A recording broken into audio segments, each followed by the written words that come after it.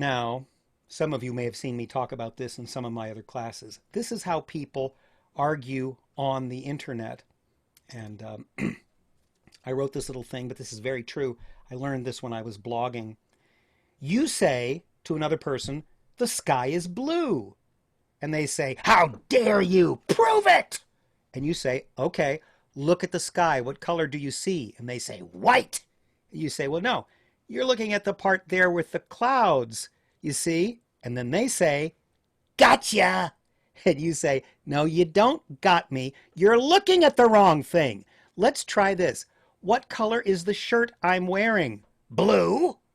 Okay, well, look at the sky. Look at that part over there, the part where there are no clouds. Isn't that the same color as my blue shirt? And then they respond, are you saying that the sky comes from Walmart just like your shirt? You're an idiot. Let me tell you. That's how people argue on the internet. Why? Because people don't care about the truth, generally speaking. Most people want to argue to win a point. Now, what does Jesus say about the truth? In John 16:13, he says, but when the Spirit of truth comes, he will guide you all into the truth. When the Spirit of truth comes, he will guide you all into the truth. The Holy Spirit, who abides in each of us by virtue of our baptism and confirmation, the Holy Spirit is the Spirit of truth. We have eyes and ears and our other senses and our mind so that we can perceive the truth, and then we have mouths so that we can communicate the truth.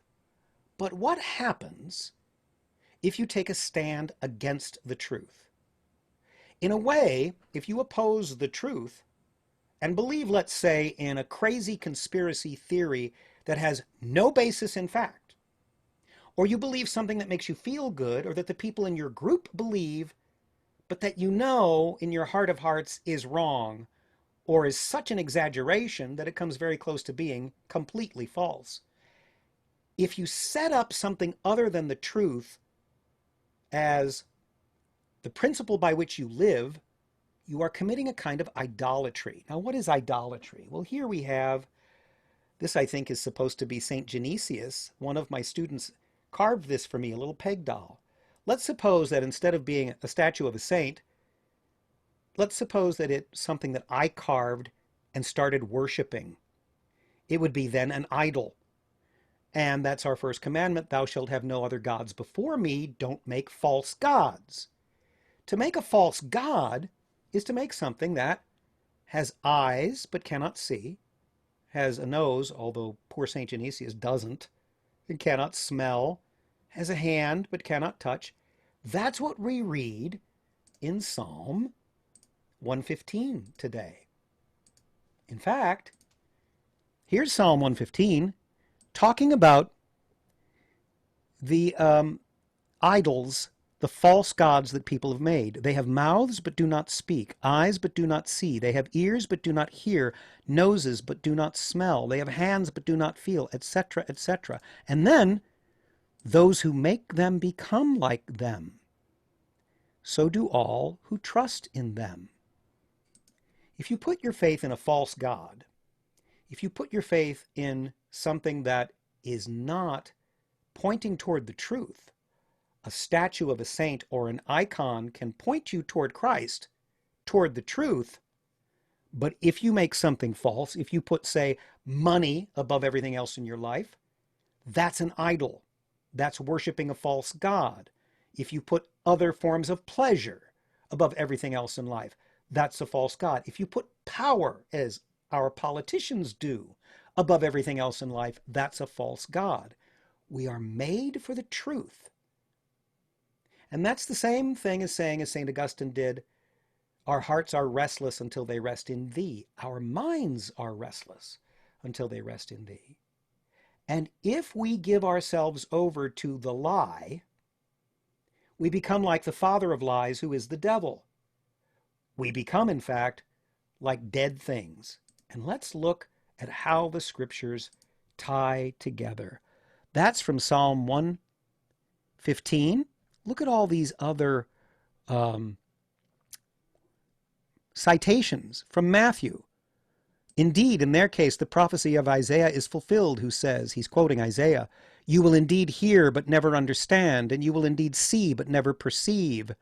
For this people's heart has grown dull, and with ears they can barely hear, and their eyes they have closed, lest they should see with their eyes, and hear with their ears, and understand with their heart, and turn, and I would heal them." Jeremiah, one of the Old Testament prophets, "Hear this, O foolish and senseless people, who have eyes but see not, who have ears but hear not." Ezekiel, another Old Testament prophet, "Son of man, you dwell in the midst of a rebellious house, who have eyes to see but see not, who have ears to hear but hear not, for they are a rebellious house." And from Deuteronomy, this down here on the lower left, this is Moses admonishing the people, "But to this day the Lord has not given you a heart to understand, or eyes to see, or ears to hear." This comes after our reading today in Numbers. After 40 years, the Israelites, spoiler, spend 40 years wandering through the wilderness under Moses' leadership, and all they do is gripe and complain. "We liked it better when we were slaves in Egypt, and they had cucumbers. We miss our cucumbers." And God has been feeding them miraculous manna from heaven. He's made water come out of the rock. And now, in our reading, he brings quails in. All right, you're complaining? Here, I'm going to feed you so much meat. You're going to eat quails for 30 days. You're going to eat so many quails, it's going to be coming out of your nose. And then he smacks them around with a plague. Moses is the leader of these people for 40 years.